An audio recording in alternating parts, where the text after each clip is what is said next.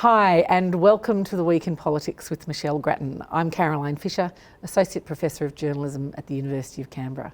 Hi Michelle, how are you? Hi Caroline. Well, we've got the budget behind us and the government has the budget behind them.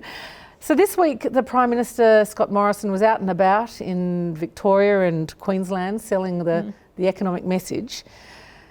But in press conferences, questions kept returning to the coronavirus about the immunisation rollout and border control. And partly these questions were sparked by news of Australian citizens in India who have died from COVID-19. Why isn't the government doing more to bring Australians home from India? It has, of course, resumed those flights, but the flight at the weekend was really a bit of a fiasco because a lot of people tested positive who were supposed to board it, and therefore it came with many fewer people than had been expected, and there were arguments about whether the tests in fact were really well done or not. Controversy about the laboratory which did them. But even when the government gets the flights going in a more efficient way, it's still very few people. It's still being very cautious about quarantine facilities, and I think it's particularly open to criticism for not getting the many children that are stranded in India back to Australia. You would have thought that a charter flight could be put on for those children and Australian officials could escort them, and then they could be quarantined here with a parent, for example. Yes, so evidence was presented recently in the Senate that there were around 173 minors, is that right? Yes, that's right. These are minors who are not attached to any group, any family group. So there are obviously quite a few children, and I think that they do need to be brought home as quickly as possible. And what about people wanting to go and care for relatives in India? That's deeply distressing as well. Well, it is, and apparently since about April 23 or 24, there have been 1,000 applications from people to go to India. And you would, we don't have the breakdown of the figures, but obviously quite a few people would be going for reasons of giving care to families or where deaths had occurred, compassionate reasons.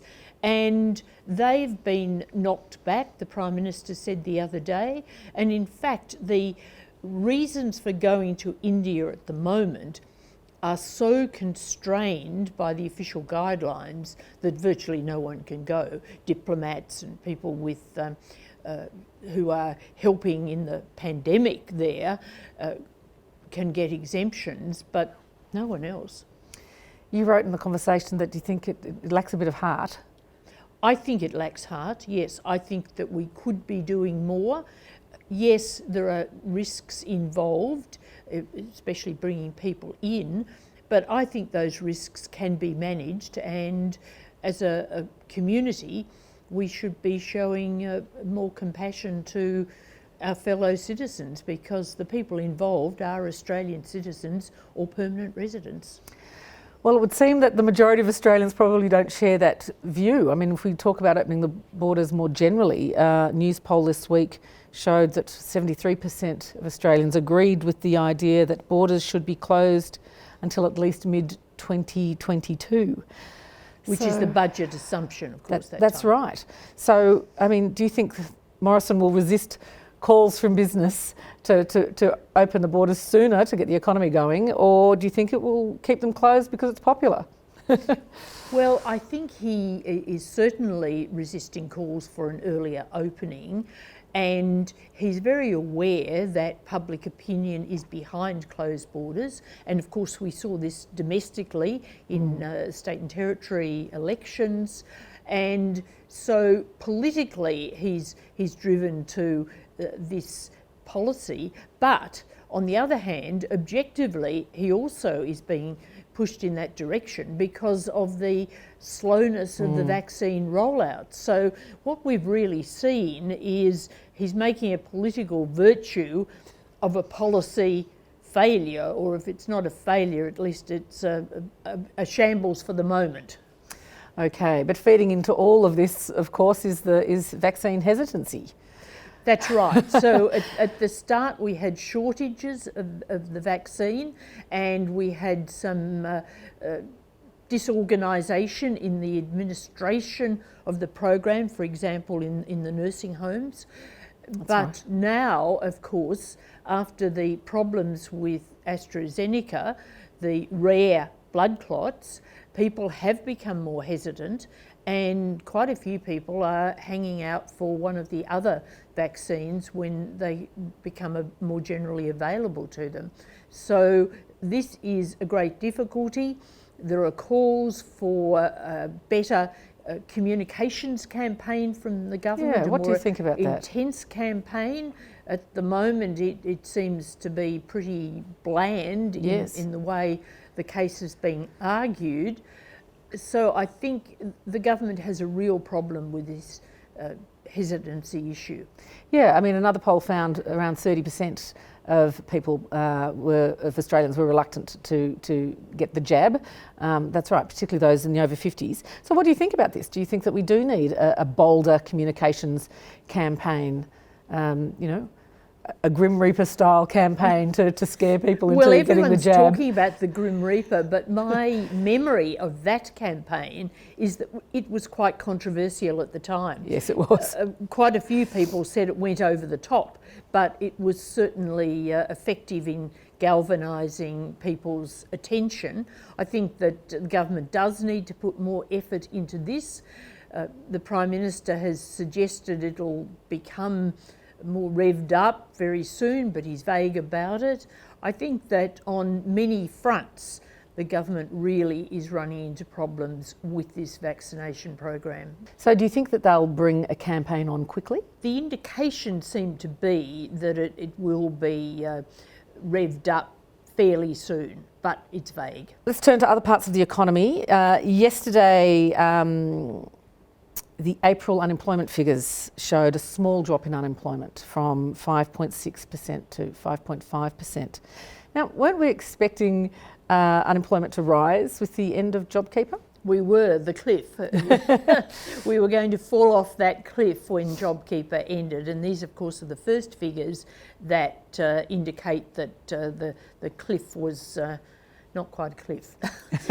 Of course, within the figures, there are mixed results. For example, full-time jobs went up, but part-time jobs went down, and that would reflect some businesses maybe closing or laying off part-time workers. But overall, this is a really good result, and it follows a number of falls in unemployment from the peak during the COVID period.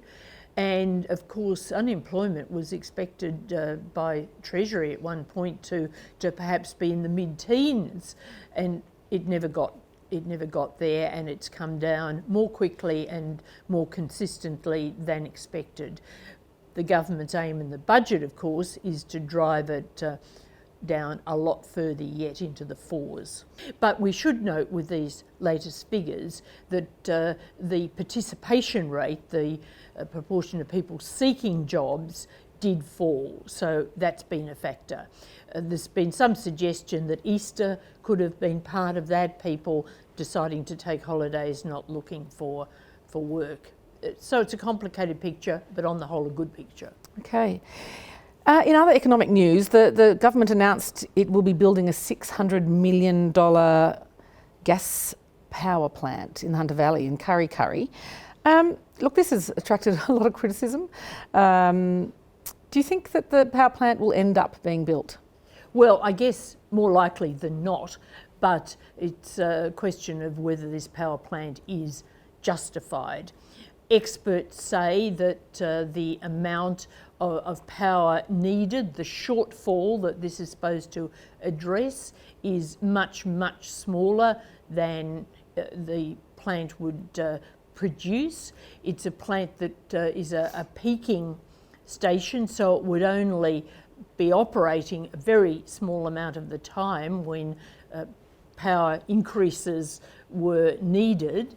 And also it does seem to completely go counter to Liberal Party philosophy of the leaving things to the private sector, to the market. The fact that the market didn't jump in and do this suggests that the economics of it really don't stack up, and I think that that makes it even more questionable. Of course, the timing of the announcement is very notable. The Hunter by-election, New South Wales by-election in that area, is being held this weekend. Oh, so cynical, Michelle. But there was also an international report that came out which, you know, in the face of that, the building of this power plant will greatly reduce Australia's chances of reaching zero net emissions by 2050. Yes, and that report said that, that new efforts in coal and in gas shouldn't be undertaken. So I think that there's not a lot to be said for this plant except its political credentials. Okay, speaking of politics, next week Parliament returns. What can we expect? Well, I think Parliament is always awkward for the government. It really will be very glad when the next few weeks of Parliament are over and it gets to the winter session. So there'll be a lot of irritants. Question time is a time, for example, when issues like the Brittany Higgins matter, who knew what in the Prime Minister's office, all those questions return. But I think that this parliamentary coming couple of weeks is quite difficult for the Labor Party because the budget is going over pretty well. There's not a lot for Labor to grip onto in its attack on the budget. Admittedly, the wages issue is one where it can make some ground, but on the whole, it finds it fairly hard going at the moment.